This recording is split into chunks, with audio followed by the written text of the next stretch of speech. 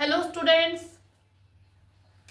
तो कल मैंने आपको अपना टाइम टेबल के हिसाब से कोई सेटिंग करवाई थी कि आपको किस तरह से टाइम डिवाइड करना है सारे सब्जेक्ट्स में, अगर आप करना चाहते हो, या जिनको ओनली मैथ करना है तो मैथ के अंदर किस तरह से वो डिवाइड करें। ठीक है, और मैंने एक प्रॉमिस किया था कि मैं आपको चैप्टर का डिवाइडेशन भी बताने वाली हूँ, तो आज मैं वही लेकर आ रही हूँ।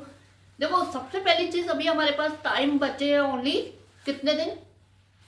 9 डेज। 9 डेज बचे हैं हमारे पास।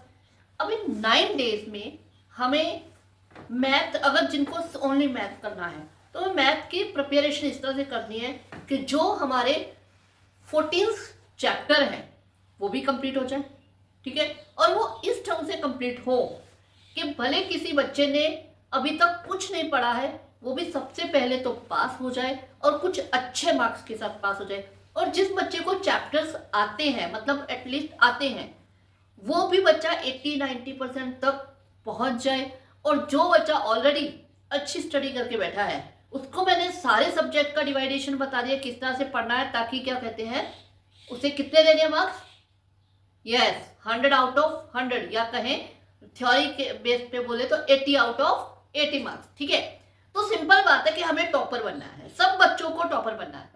तो इसके लिए एक बेस्ट डिवाइडेशन चैप्टर्स का मैं लेकर आई हूं।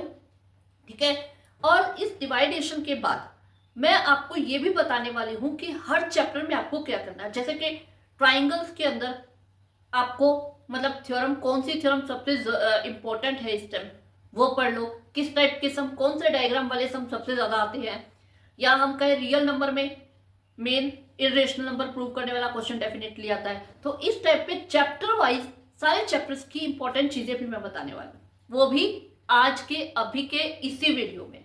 ओके, तो लास्ट तक देखना। जिन बच्चों को देखना हो कि कौन से चैप्टर में क्या करना है, कंफ्यूजन भरी पड़ी इस टाइम, सीरियसली सब बच्चे कंफ्यूज होते हैं। ठीक है, क्या करें क्या ना करें, कैसे प्रिपरेशन करें, मार्क्स कैसे गेन करें, तो वो सारी कंफ्यूजन दूर होने वाली है, बस एंड तक देखना।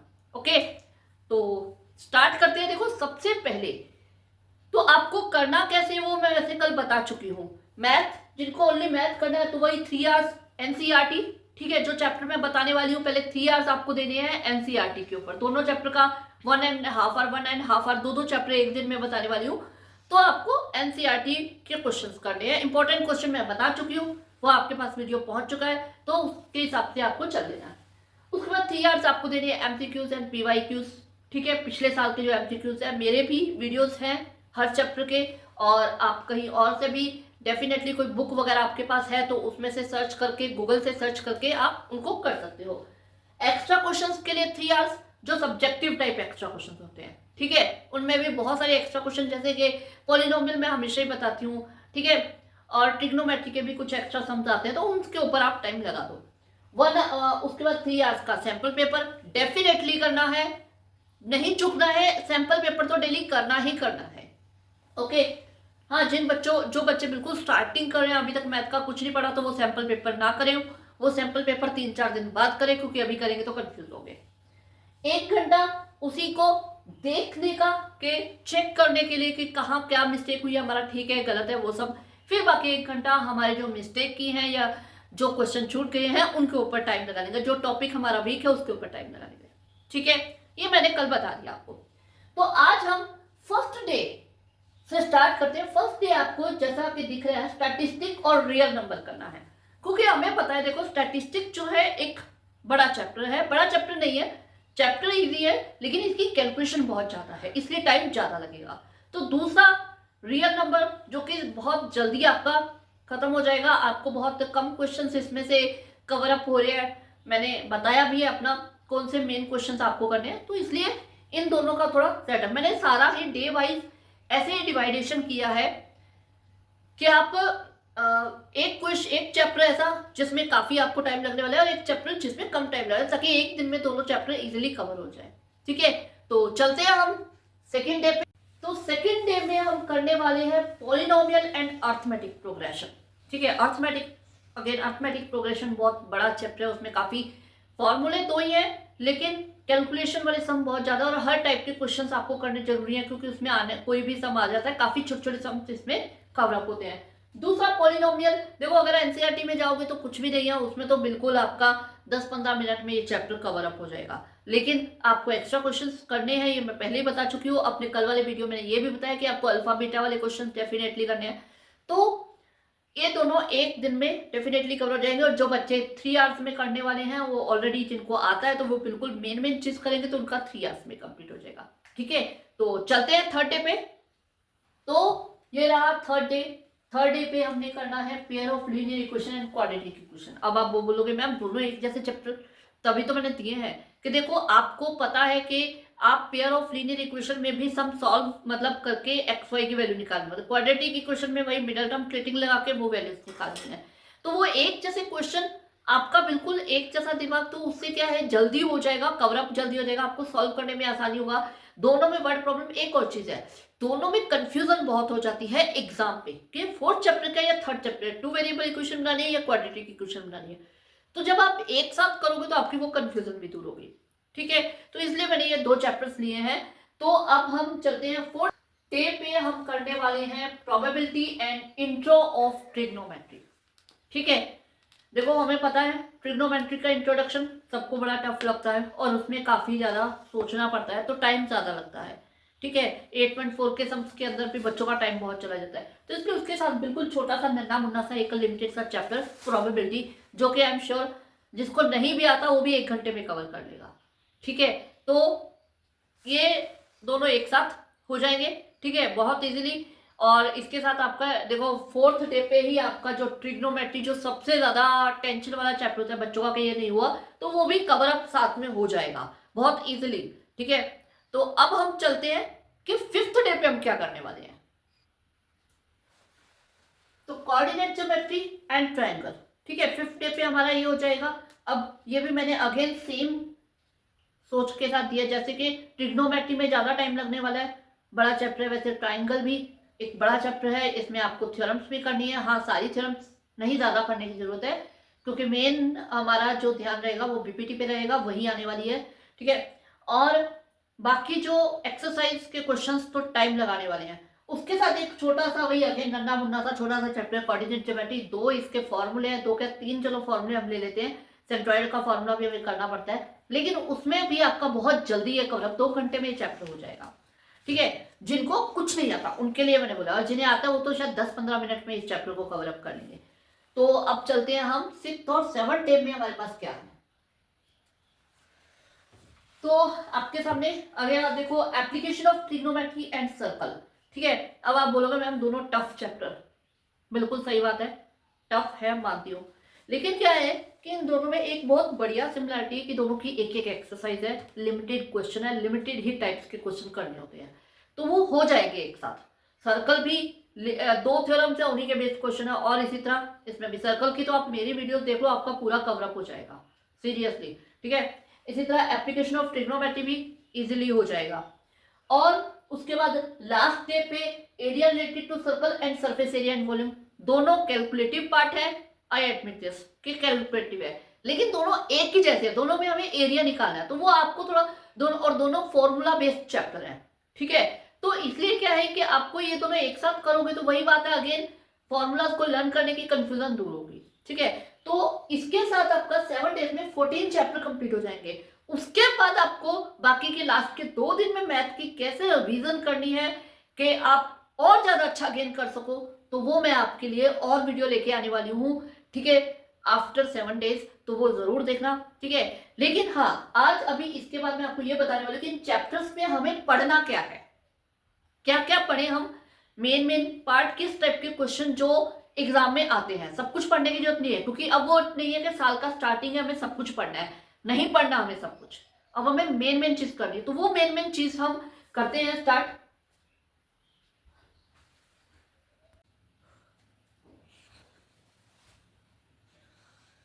तो हमने वो चैप्टर का डिवाइडेशन देखा, आपको कैसे स्टडी करना है, ये मैंने आपको एनसीईआरटी के चैप्टर वाइज बताया कि किस चैप्टर में हम क्या पढ़ेंगे, जो सबसे ज्यादा इंपॉर्टेंट चीजें हैं वही मैंने इसमें रखी हैं। ठीक है, तो सबसे पहले रियल नंबर में to prove a number is a irrational, ये जो क्वेश्चन है, ये क्वेश्चन डेफिनेटली आता ही आता है। ठीक है, ऐसा एक क्वेश्चन चेंज होके आ जाएगा, कुछ भी आ जाएगा, लेकिन आता ही आता है। ठीक है, तो ये डेफिनेटली करना है। और भी छोटे मोटे क्वेश्चंस आते हैं, लेकिन ये डेफिनेटली आता है। पॉलिनोमियल में relation between zeros and coefficient, ये भी एक क्वेश्चन आता ही आता है, तो ये हमें अच्छे से कर ही लेना है। ठीक है, एक्सेप्ट जो अल्फा बीटा वाले क्वेश्चन होते हैं वो भी आ ही जाते हैं।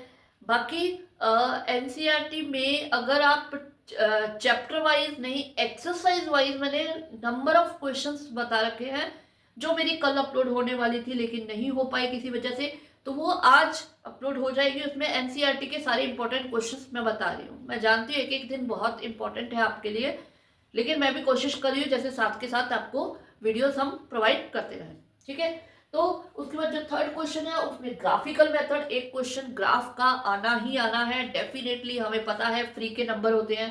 ठीक है, तो वो तो हमें करना ही करना है और अच्छे से कर लेना। उसमें एरिया ऑफ ट्राइंगल वो भी बहुत इंपॉर्टेंट है। ठीक है, ट्राइंगल के ग्राफ में जो एक्स एक्सिस के साथ एरिया जो ट्राइंगल बना है उसका एरिया, या वाई एक्सिस के साथ जो ट्राइंगल बना है उसका एरिया, ये बहुत इंपॉर्टेंट पार्ट है, तो ये हमें कर ही लेना है। उसके बाद वर्ड प्रॉब्लम्स, आपको पता ही है कि इसमें जो इक्वेशन दी हो और उसे सॉल्व करना हो सब्स्टिट्यूट या एलिमिनेशन मेथड से, वो क्वेश्चन बहुत कम आते हैं। ज़्यादातर जो सब्जेक्टिव टाइप में क्वेश्चन आते हैं वो वर्ड प्रॉब्लम्स आती है, और वर्ड प्रॉब्लम्स को इक्वेशन में कन्वर्ट करके सॉल्व करना होता है। तो और इस टाइप के क्वेश्चंस आपको पुरानी एनसीईआरटी में भर भर के मिल जाएंगे, अच्छे क्वेश्चंस हैं। Fourth chapter quadratic equation, nature of fruits and word problem. देखो नेचर ऑफ फ्रूट्स पता ही है कि 1-2 नंबर का क्वेश्चन या एमसीक्यूज में क्वेश्चन डेफिनेटली आता है। ठीक है, क्वाड्रेटिक मेथड के बेस्ड डी हमें फाइंड करना होता है, और उस डी से हमें पता चलता है नेचर ऑफ फ्रूट्स, तो वो हमें करना ही करना है, वो आता ही आता है। उसके अलावा इसमें भी वर्ड प्रॉब्लम्स आती हैं, क्वाड्रेटिक इक्वेशन बनानी है, सॉल्व करनी है मिडिल टर्म स्प्लिटिंग या क्वाड्रेटिक मेथड लगा के। ठीक है, तो वो आती है। उसमें वर्ड प्रॉब्लम में speed of light, time taken to tap fill the tank, इस टाइप के क्वेश्चन, स्पीड ऑफ स्ट्रीम, ये वाले जो क्वेश्चन है ये बहुत इंपॉर्टेंट है, काफी आते हैं, तो इनको आपको करना है। ठीक है, उसके बाद आ जाता है चैप्टर 5 अरिथमेटिक ऑपरेशन। इसमें सम ऑफ एन टर्म्स, ये क्वेश्चन सबसे मेन पार्ट है। इसका एक ही फॉर्मूला है, लेकिन उसमें आपको ए एन का फॉर्मूला भी करना ही पड़ता है, तो उसके बेस्ड क्वेश्चन आता है। ठीक है, सबसे ज्यादा इंपॉर्टेंट वही पार्ट है, तो वो आपको अच्छे से कर लेना है। ट्राइंगल में सिमिलैरिटी ऑफ ट्राइंगल वाला जो कंसेप्ट है, वो कंसेप्ट के बेस्ड क्वेश्चन ज्यादातर आ जाता है। और इस साल जो मेन थ्योरम जो चल रही है वो पीपीटी सबसे ज्यादा इंपॉर्टेंट थ्योरम चल रही है, तो वो आपको करनी है, अच्छे से कर लेनी है, विद स्टेटमेंट कर लेनी है। ठीक है, कोऑर्डिनेट ज्योमेट्री जो 7th चैप्टर है, इसमें डिस्टेंस फॉर्मूला जो है वो सबसे ज्यादा इंपॉर्टेंट है। ठीक है, distance formula based question definitely आते ही आते हैं, सेक्शन फॉर्मूला के भी आते हैं, लेकिन डिस्टेंस फॉर्मूला। और वैसे मेरी सजेशन ये चैप्टर इतना इजी है, सिंपल सा चैप्टर है कि इसको तो मतलब पूरा ही कंप्लीट कर लेना चाहिए। इसमें से क्वेश्चन जो भी आए कम से कम वो हमारे 100% मार्क्स हमें देखा जाए। ठीक है, इंट्रोडक्शन टू ट्रिग्नोमेट्री जो सबसे टफ लगता है चैप्टर, लेकिन उसमें से टफ वाला पार्ट ही सबसे इंपॉर्टेंट है। ठीक है, इसमें आइडेंटिटी जो होते हैं स्टैंडर्ड आइडेंटिटीज, उनको सिंप्लीफिकेशन मतलब उन्हीं आइडेंटिटी बेस्ड जो क्वेश्चंस होते हैं वो ज़्यादातर इंपॉर्टेंट होते हैं, जो कि हम 8.3 एक्सरसाइज में हमें मिलते हैं, तो वो हमें करने हैं। 8.1 में से भी कुछ क्वेश्चन है। बाकी एनसीईआरटी में जो इंपॉर्टेंट क्वेश्चन है, एनसीईआरटी एक्सरसाइज वाइज नंबर के हिसाब से मैंने क्वेश्चन बताए हैं, वो मेरी आज वीडियो आएगी, तो उसमें आप देख सकते हो। एप्लीकेशन ऑफ ट्रिग्नोमेट्री में एंगल ऑफ एलिवेशन की प्रॉब्लम्स पता ही है, यही एक पार्ट हमें करना होता है। इसमें आपको अगर आप जो आपका ट्रिग्नोमेट्री चार्ट है वो याद नहीं रखना चाहो तो नहीं जरूरत है, उसकी जगह पे आप 1030, 1045 डिग्री एंड 1060 की वैल्यू याद रख लो, उसके बेस ज्यादातर क्वेश्चन बनते हैं। सर्कल में टेंजेंट थ्योरम जो है, ठीक है, टेंजेंट की ही 2 थ्योरम है मेन। ठीक है, एक थ्योरम का तो आपको सिर्फ वो याद करना है, स्टेटमेंट और रिजल्ट, और सेकंड थ्योरम आपको करनी है, और उसी के बेस्ड क्वेश्चन, एक ही एक्सरसाइज है वो उसमें से आपको इंपॉर्टेंट क्वेश्चंस मिल जाएंगे, वो आपको करने हैं। एरिया रिलेटेड टू सर्कल में एरिया ऑफ सेक्टर के ऊपर क्वेश्चंस बनते हैं, इंपॉर्टेंट है। एरिया ऑफ सेक्टर के ऊपर ही क्वेश्चंस आएंगे, क्योंकि बाकी पार्ट वैसे भी आपका काफी कट गया है, तो उसी के बेस्ड क्वेश्चन आएंगे। मेन एक ही एक्सरसाइज है। सरफेस एरिया एंड वॉल्यूम में कॉम्बिनेशन ऑफ सॉलिड्स, हमें पता है 2 सॉलिड्स को कंबाइंड करके कभी एक क्यूब दे रखा होगा, उसके ऊपर डोम बना देंगे, यानी कि हेमिस्फीयर आ जाएगा।